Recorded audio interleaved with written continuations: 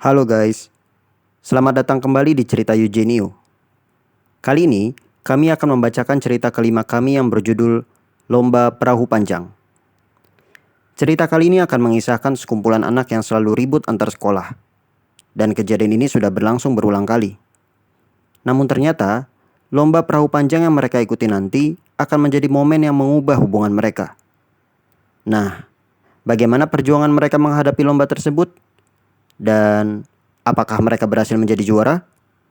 Inilah cerita pendek yang berjudul Lomba Perahu Panjang, karya Max B. Suara gaduh terdengar jelas di berbagai sudut jalan. Aksi saling lempar batu dan pukul juga tak luput terjadi. Terulang lagi, tawuran pelajar antara SMA Ponjer dan SMA Rumtek. Ini adalah tawuran kedua di pekan ini. Para warga yang dibekali helm untuk melindungi wajah mereka mulai berdatangan guna menghentikan tawuran tersebut. Namun memang rasa keras kepala dari kedua kubu terlalu kuat, sehingga aksi saling lempar batu dan pukul-pukulan tetap terjadi. Beberapa warga yang bermaksud melerai justru ikut tertimpuk batu juga. Aksi tawuran tersebut baru berhenti setelah para petugas kepolisian datang. Sebagian besar siswa dari kedua kubu langsung lari dari lokasi, sedangkan siswa yang terluka dan sulit bergerak karena lebam di anggota gerak hanya bisa pasrah, merintih kesakitan ditinggal teman-temannya. Adrian dari SMA Rumtek menjadi salah satu yang berhasil kabur setelah polisi datang.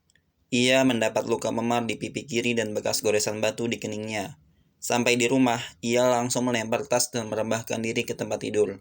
Ibunya yang berada di dapur langsung menghampirinya begitu terdengar suara pintu terbuka. "Habis tawuran lagi? Mau sampai kapan kamu kayak begini, Dri?" ungkap ibunya dengan nada kesal.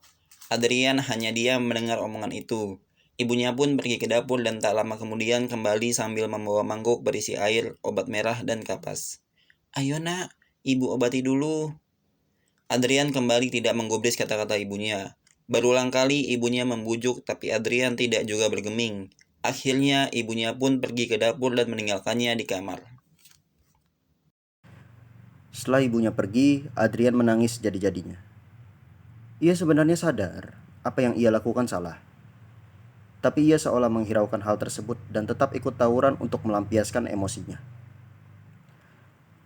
Hal ini terjadi karena beberapa bulan yang lalu kakaknya yang bernama Roy baru saja meninggal dunia karena kecelakaan kerja. Adrian sangat dekat dengan kakaknya, yang sudah ia jadikan sosok idola baginya sejak kecil. Sebelumnya sang kakak bekerja sebagai buruh di pabrik. Namun, sejak kematian kakaknya membuat Adrian terpukul dan mengubah sifatnya 180 derajat. Sebenarnya tak hanya Adrian, ibunya pun juga ikut merasakan dampak dari kepergian Roy. Roy merupakan tulang punggung keluarga, menggantikan sang ayah yang sudah wafat 10 tahun silam. Penghasilan Roy selama ini digunakan untuk keperluan sehari-hari dan biaya sekolah Adrian. Tapi semenjak Roy meninggal, keluarga mereka harus memutar otak karena mereka hanya memiliki sedikit tabungan.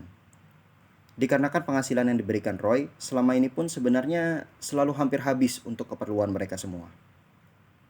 Akhirnya sang ibu menggunakan sisa tabungan tersebut untuk berjualan gorengan pada pagi dan siang hari, sedangkan pada sore harinya beliau bekerja membantu tetangga di sawah. Sayang, uang dari hasil pekerjaan tersebut tidak seberapa. Namun sang ibu tidak pernah sekalipun menunjukkan ekspresi betapa stres dirinya di depan Adrian. Itu semua karena ia tidak mau membuat Adrian sedih, karena telah kehilangan satu-satunya saudara yang ia cintai. 2 hari kemudian, para perwakilan orang tua siswa yang terlibat tawuran dipanggil untuk rapat bersama dengan kedua kepala sekolah dari kedua SMA yang berselisih. Bapak Rahman selaku kepala sekolah SMA Rumtek sangat menyesali apa yang telah terjadi pada siswa-siswanya. Ia berkata bahwa ia sendiri sebenarnya tidak mengetahui secara pasti apa penyebab tawuran yang sudah berlangsung 4 kali belakangan. Beberapa orang tua yang hadir pun demikian. Sepertinya mereka pun juga sudah lelah memberikan nasihat kepada anak-anaknya. Sedangkan beberapa orang tua yang lain menangis karena melihat kondisi anaknya yang pulang dalam keadaan luka-luka. Bapak Sony, kepala sekolah SMA Ponjer pun berkata, "Kita harus melakukan sesuatu. Misalnya mempertemukan kedua belah pihak siswa dalam suatu kegiatan dan kita bujuk mereka untuk saling berdamai." "Tidak bisa semudah itu," jawab salah satu orang tua siswa. "Jika mereka dipertemukan, saya yakin justru mereka malah akan tawuran lagi. Kalau begitu, apakah Bapak Ibu sekalian punya solusi lain untuk kasus ini? Karena sepertinya mau diberi motivasi semacam apapun, mereka tidak akan berdamai, balas Pak Rahman. Suasana ruangan menjadi hening. Semua orang berpikir keras mencari ide. Hingga ada salah satu orang tua siswa mengangkat tangan. Ia menceritakan apa yang anaknya sempat beritahu setelah kejadian tawuran terakhir. Jadi, salah satu motif yang diduga menjadi pemicu tawuran adalah sebuah surat kaleng yang berisi keterangan bahwa SMA Rumtek telah bertindak curang saat lomba perahu panjang tahun lalu. Semua orang di dalam ruangan terkejut mendengar cerita tersebut. Sekolah kami nggak mungkin berbuat curang. Betul, Pak, nggak mungkin curang. Sahut para orang tua siswa dari SMA Rumtek. Suasana ruangan menjadi riuh karena itu. Sudah, saudara-saudara. Sudah. Itu kan cuma surat kaleng. Yuk, belum tentu surat itu benar. Jangan sampai kita malah ribut dan ada tawuran versi orang tua murid di sini. Saud Pak Rahman. Suasana ruangan mendingin. Begini saja, saya ada ide. Jadi, Bapak Ibu, menurut saya bagaimana kalau kita buat lomba tahun ini menjadi kolaborasi antara SMA Rumtek dengan SMA Ponjer. Karena yang saya dengar, tahun ini lomba akan dibuat lebih banyak dan setiap grup bisa berisi maksimum dari 2 sekolah yang berbeda. Pak Sony ikut mengangguk. Beberapa orang terlihat setuju sambil menganggukkan kepala. Namun beberapa yang lain mengajukan keberatan karena khawatir ajang tersebut malah membuat kedua belah pihak menjadi semakin bermusuhan, apalagi kalau mereka kalah.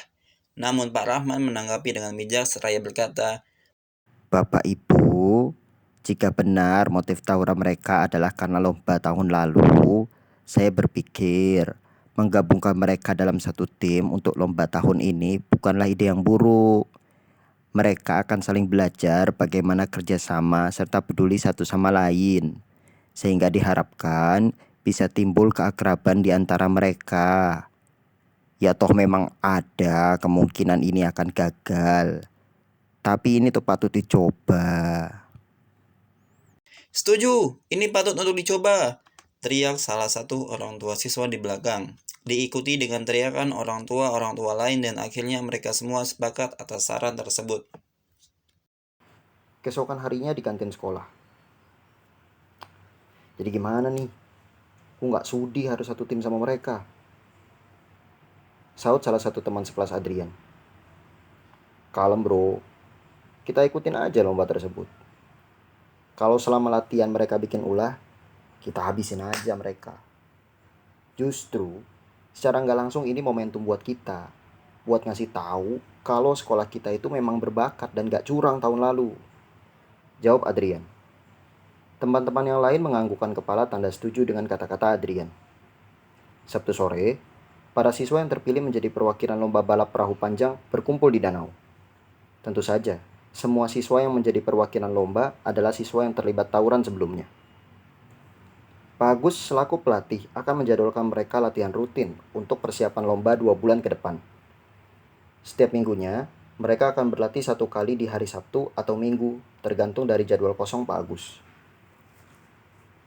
Belum juga latihan dimulai, cuma karena salah satu siswa SMA Rumtek tidak sengaja menginjak kaki siswa SMA Ponjer saat berbaris, mereka langsung bertengkar dan hampir saja adu jotos. Pak Agus melerai mereka sambil memberikan motivasi bahwa lomba ini sangat memerlukan kerjasama dari kedua belah pihak.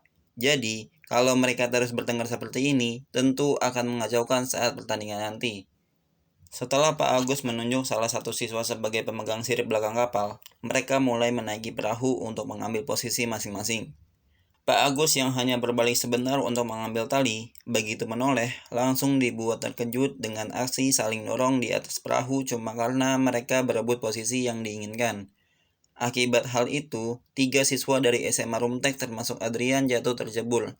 Sontak anak SMA Rumtek yang masih di atas perahu merasa tidak terima dan aksi berubah menjadi adu jotos satu sama lain.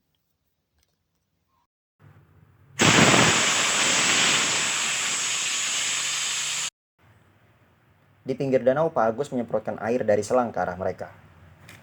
Hingga mereka akhirnya kehilangan keseimbangan dan semuanya terjatuh ke air. Tak lama, mereka diminta naik lagi ke darat dan diminta duduk berbaris memanjang ke belakang.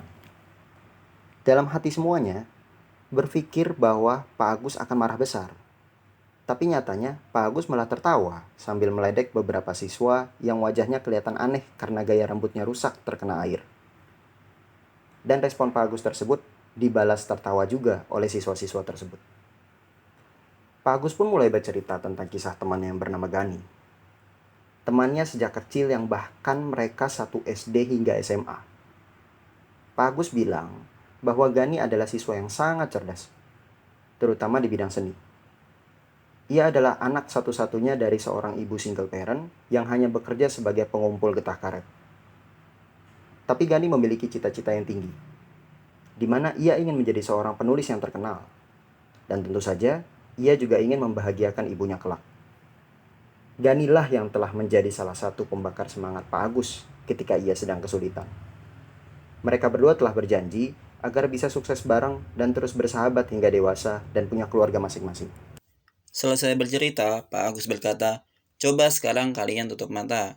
Kalian pikirkan satu orang, entah orang tua, sahabat, atau mungkin pacar.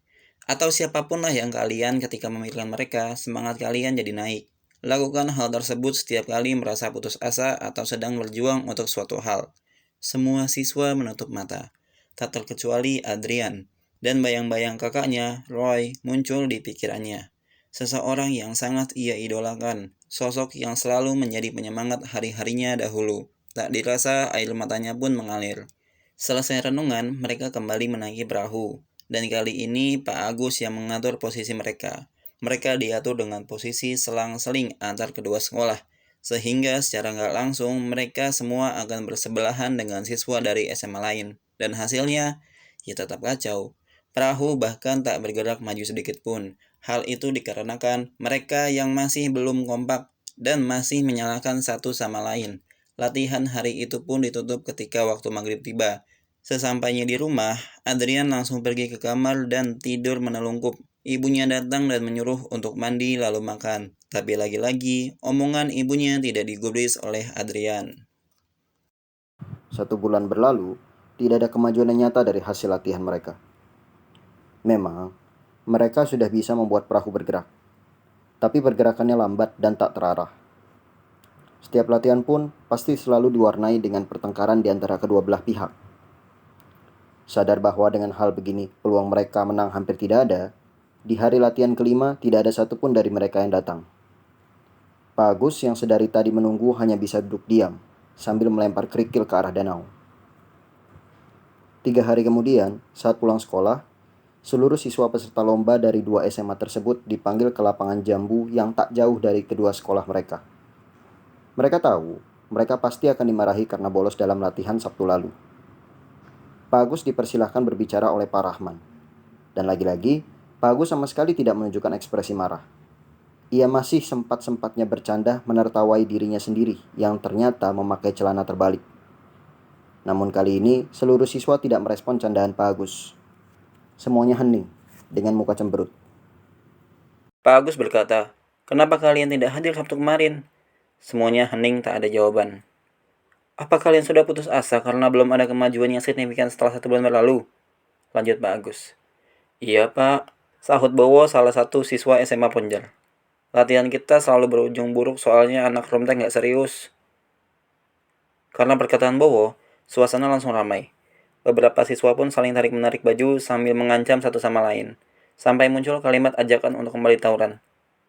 "Diam!" teriak Pak Agus. Setelah berkali-kali terjadi keributan, baru kali ini Pak Agus menunjukkan amarahnya. "Kalian memalukan. Cuma karena hal kecil kalian mau tawuran lagi." Suara Pak Agus perlahan kembali ke mode normal. Lalu ia bercerita tentang kisahnya saat masih SMA dulu. Yang intinya, beliau juga sering ikut tawuran melawan salah satu SMA tetangganya. Suatu ketika, salah satu siswa dari kubu Pak Agus mendapatkan luka serius karena terkena lemparan batu tepat di belakang kepala. Anak itu langsung mengalami pendarahan hebat dan langsung dibawa ke unit kesehatan terdekat guna dirawat. Namun sayang, hanya selang beberapa jam, anak tersebut meninggal dunia. Ibu dari anak itu datang dan langsung menangis histeris begitu melihat putranya sudah terbujur kaku tak bernyawa. Karena melihat kesedihan dari sang ibu yang meratapi kepergian anaknya, akhirnya kedua belah pihak sadar atas perbuatan mereka. Karena perbuatan bodoh mereka, ada seorang ibu yang harus kehilangan satu-satunya buah hatinya. Saya berusaha menahan tangis ketika sang ibu berlutut di depan saya sambil berusaha meyakinkan saya bahwa anaknya cuma tidur saja dan akan kebangun esok hari. Tapi akhirnya saya tidak tahan dan ikut menangis. Karena anak yang terbujur kaku itu adalah Gani, sahabat saya. Orang yang bahkan sudah saya anggap saudara. Harus pergi meninggalkan saya dan semua janji yang kita buat. Bagaikan ada petir yang menggelegar, semua siswa terdiam. Untuk pertama kalinya Pak Agus meneteskan air mata di depan mereka. Tawuran itu tidak menyelesaikan masalah, dan justru menambah masalah lain. Jika kalian masih bersikeras mau terus berselisih hingga tawuran lagi, apa kalian mau melihat salah satu sahabat kalian meninggal karena ulah kalian sendiri, dan orang tua sahabat kalian menangis sejadi-jadinya di hadapan kalian? Sambung Pak Agus. Di tengah suasana yang hening, Bowo mengulurkan tangannya ke Ahmad, siswa dari SMA Rumtek. "Maafin gue bro," kata Bowo. "Iya, maafin gue juga." Ahmad menyalami uluran tangan Bowo. Para siswa lain pun ikut berjabat tangan dan beberapa ada yang saling merangkul minta maaf satu sama lain. Pak Agus dan Pak Rahman tersenyum melihat kedua kubu yang selama ini berselisih akhirnya bisa saling memaafkan. Selang beberapa lama, mereka diperbolehkan pulang. Dan tinggal Adrian satu-satunya siswa yang masih duduk termenung. "Ada apa, Dri?" Tanya Pak Agus. "Saya bingung, Pak. Bapak pernah bilang kan, ketika kita sedang sedih dan kurang motivasi, kita pikirkan saja satu orang yang kiranya setelah memikirkan orang tersebut, kita akan jadi lebih bersemangat. Tapi, kenapa ya, Pak? Saat saya melakukan itu, saya jadi makin sedih, bukannya bersemangat." "Kamu tahu siapa yang saya pikirkan saat sedang sedih?" Tanya Pak Agus lagi. "Sahabat Bapak kan? Almarhum Pak Gani." "Bukan, Dri. Lalu, Ibunya Gani. Adrian terdiam. Ibunya syok berat dan jatuh sakit sejak Gani meninggal. Tapi karena saya merasa bertanggung jawab, saya sering datang ke rumah beliau dan merawatnya. Kehadiran saya ternyata membuahkan hasil. Lama-kelamaan, beliau bangkit dan kembali bersemangat menjalani hidup. Walau sekarang beliau seorang diri. Senyuman beliau, semangat beliau yang bangkit benar-benar jadi cambuk buat saya. Jadi semangat buat saya. Dan setiap saya mengalami kesulitan, saya bisa ingat beliau sambil berpikir kalau beliau yang kehilangan satu-satunya buah hati tapi masih bisa bangkit lagi. Saya harusnya malu. Saya harusnya malu hanya dapat masalah yang tak sebesar beliau. Masa harus menyerah? Mendengar omongan tersebut, Adrian langsung terpikirkan satu hal. Suatu kesalahan yang selama ini ia lakukan. Seorang sosok yang selama ini ia campakan, yaitu ibunya, yang secara tidak langsung adalah sosok yang sangat kuat. Sosok yang tetap bangkit menjadi tulang punggung keluarga menggantikan sang ayah dan kakaknya. 2 kali kehilangan orang tercinta, tapi masih bisa bangkit dan terus terlihat tegar di depannya. Sejak saat itu, sosok ibu selalu ia jadikan penyemangat saat ia bersedih. Karena yang ia pikirkan, ia ingin seperti ibunya, menjadi sosok yang kuat dan pantang menyerah walau cobaan terus datang. Di jadwal latihan selanjutnya terjadi perubahan besar. Mereka saling bercengkrama dan bercanda. Jika ada yang melakukan kesalahan dan tidak kompak, mereka tidak lagi saling mencaci, tapi justru saling menyemangati. Hingga akhirnya perahu perlahan mulai melaju dengan arah yang lebih teratur, dan keberhasilan mereka diwarnai dengan tepuk tangan Pak Agus di pinggir danau.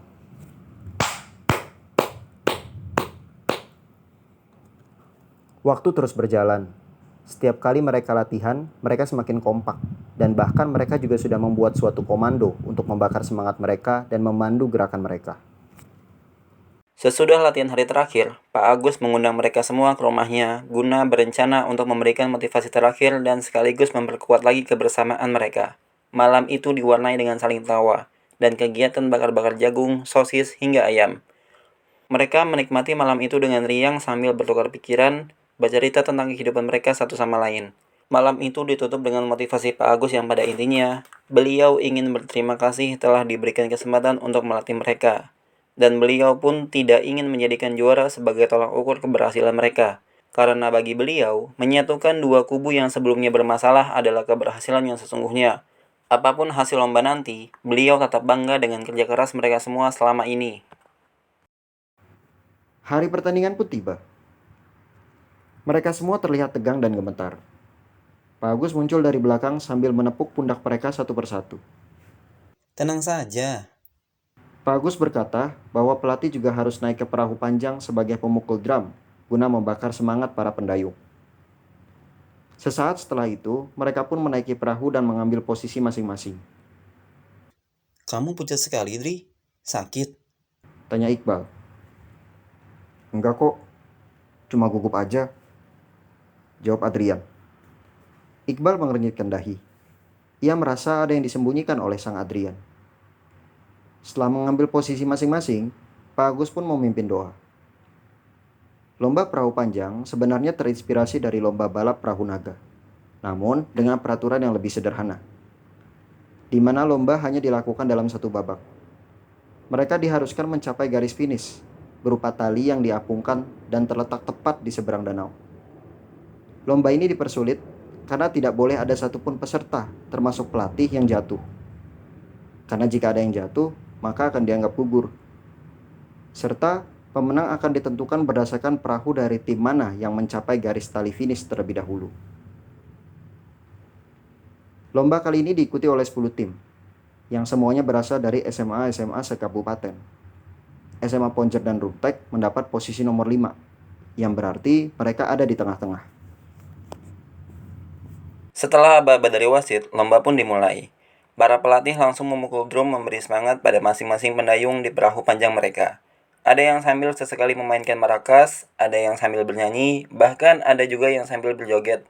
Dalam beberapa detik awal, semua perahu melaju kencang. Kecuali perahu nomor 1 dari SMA Semak dan SMA Ciu yang terbalik karena salah memperkirakan posisi pendayung. Sehingga, begitu mereka mulai mendayung, perahu mereka oleng ke kanan dan akhirnya terbalik. Sisa 9 perahu panjang yang melaju.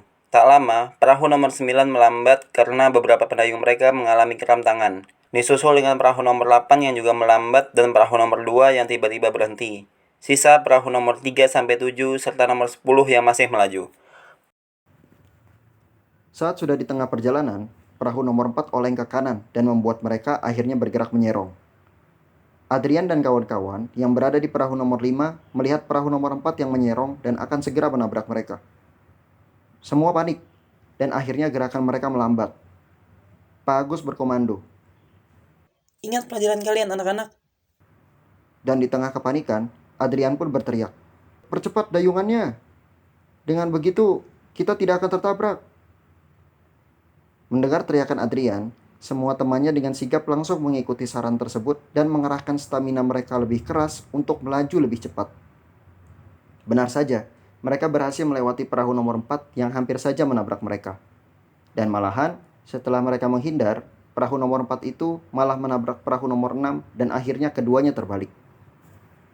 Sisa perahu panjang nomor 3, 5, 7, serta 10 yang melaju di depan. Dengan tim Adrian alias perahu nomor 5 yang memimpin. Sedangkan perahu nomor 2, 8, dan 9 masih tertinggal di belakang. Tak lama, perahu nomor 10 didiskualifikasi karena pelatih mereka yang joget terlalu heboh hingga akhirnya jatuh. Disusul dengan perahu nomor 3 yang beberapa pendayungnya tercebur karena berusaha mengambil dayung yang jatuh. Sisa perahu nomor 5 dan 7 yang melaju. Tim Adrian semakin bersemangat karena dengan begini, setidaknya mereka sudah hampir bisa dipastikan menduduki tempat 3 besar. Tinggal berusaha menjaga kecepatan agar tetap di depan perahu nomor 7 supaya mereka bisa menjadi juara pertama. Tapi tak diduga, suara komando kencang mulai terdengar mengeras dan tampak perahu nomor 2 yang tadinya berhenti tiba-tiba dan hampir tertinggal, sekarang melaju kencang hampir menyusul mereka. Mereka panik. Beberapa pendayung dari perahu nomor 5 mulai kehilangan ritme dan akhirnya perahu mereka oleng. Tak lama kemudian, perahu nomor 2 melesat melewati perahu nomor 7 dan mulai mendekati posisi perahu tim Adrian di nomor 5. Di tengah kondisi perahu yang oleng dan hampir terbalap, lagi-lagi Pak Agus hanya memberikan suara. Ingat latihan kalian. Dan setelah itu Adrian kembali berteriak. Teman-teman, sedikit lagi kita hampir mencapai garis finish. Jangan panik. Urusan menang atau kalah itu belakangan. Yang penting jangan sampai kita kalah karena terjatuh. Fokus dan tetap konsentrasi. Yang kehilangan ritme, tatap teman di depan kalian dan ikuti gerakannya. Dan sekali lagi, arahan Adrian membuat pendayung yang kehilangan ritme tadi menjadi fokus kembali dan menyesuaikan kembali dayungannya.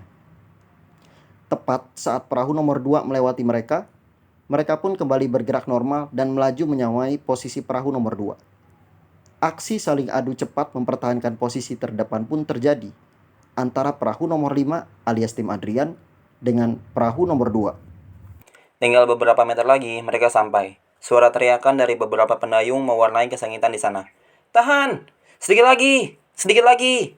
Teriak Pak Agus dan pada akhirnya tipis sekali. Namun perahu nomor 2 lah yang berhasil menyentuh garis finish terlebih dahulu. Sehingga juara pertama dimenangkan oleh perahu nomor 2. Sedangkan tim Adrian mendapat tempat kedua. Serta beberapa saat kemudian, perahu nomor 7 pun sampai dan mendapat tempat ketiga. Melepas dayung, semuanya langsung rebahan di atas perahu saking lelahnya. Walaupun tidak menjadi juara pertama, tapi terlihat jelas ekspresi senang dan puas dari mereka semua. Beberapa dari mereka saling berpelukan saking senangnya. Tak disangka, dua kubu yang tadinya saling melukai satu sama lain, sekarang justru bisa sedekat ini. Thanks bro. Ucap Iqbal sambil mengatur napas dan mengangkat kepalan tangan, mengajak tos pada Adrian. Adrian pun membalas tos tersebut. Sama-sama bro. Jawab dengan napas yang juga masih terengal-engal.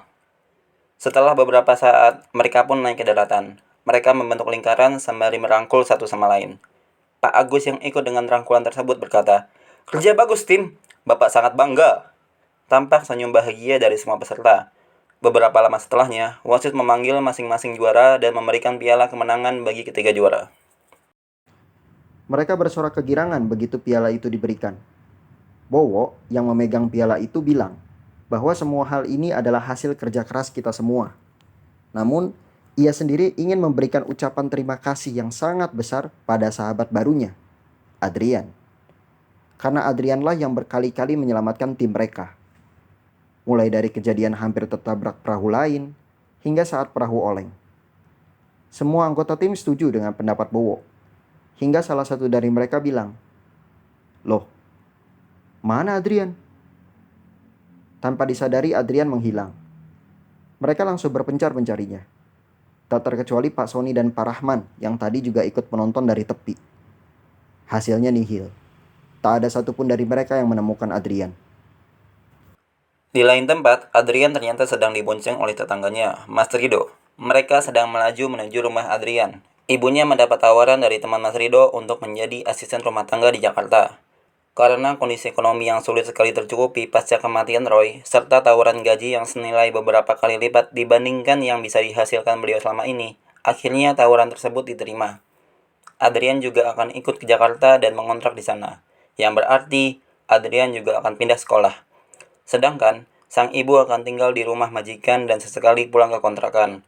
Untuk pengurusan kepindahan sekolah akan diurus oleh Mas Rido, dan mereka akan berangkat hari itu juga. Sesampainya di rumah dan bertemu ibunya, mereka langsung mengambil barang-barang untuk bersiap pergi ke Jakarta. Dengan ekspresi tersenyum, Adrian melirik ke arah rumah yang selama ini ia tempati, dan untuk pertama kalinya, ia menyaut panggilan ibunya dengan wajah yang tersenyum ceria. Beberapa hari setelah sampai di Jakarta, Adrian mendapat kiriman surat dari kampungnya.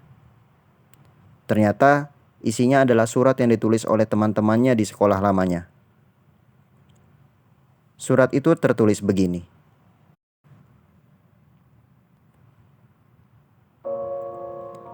Hai Adrian, apa kabar? Semoga kamu selalu sehat ya. Saya menulis surat ini sebagai perwakilan dari teman-teman yang lain juga. Kami sangat sedih dengan kepindahanmu yang mendadak. Tanpa mengucapkan salam perpisahan. Tapi, mau tidak mau kami harus paham dengan keputusan keluargamu. Terima kasih sudah membantu kami meraih tempat kedua di lomba perahu panjang kemarin. Berjanjilah suatu saat kita bisa bertemu lagi. Salam, teman-temanmu dari jauh. Dan di belakang surat tersebut ada beberapa foto Adrian beserta teman-temannya saat baru masuk SMA. Saat sedang lomba perahu panjang, dan saat lomba berlangsung. Adrian tersenyum, sekaligus meneteskan air mata melihat surat dan foto-foto tersebut. Adrian pun berkata dengan suara pelan, "Aku berjanji, kita akan bertemu lagi suatu saat, teman-teman." Epilog. Di suatu sore setelah pulang sekolah, Adrian sedang membeli somai di dekat sekolahnya. Saat mau membayar, ia tersadar kalau uang yang ia punya kurang. Aduh, duit gua kurang, ucap Adrian sambil mengecek semua kantong celananya. "Nih, pakai uang gua aja dulu," saut seorang lelaki yang berdiri di belakang Adrian. Lelaki itu memakai seragam dengan lambang sekolah yang sama dengan Adrian. Adrian mengambil uang pemberian lelaki tersebut sambil mengulurkan tangannya. "Makasih bro, gua Adrian." Lelaki itu menjawab, "Gua Noval. Salam kenal ya." Terima kasih sudah menonton video cerita pendek kami yang berjudul Lomba Perahu Panjang dari channel Cerita Eugenio. Dukung channel kami dengan klik tombol like dan subscribe channel Cerita Eugenio. Komen, kami harus bikin cerita pendek genre apa. Thank you.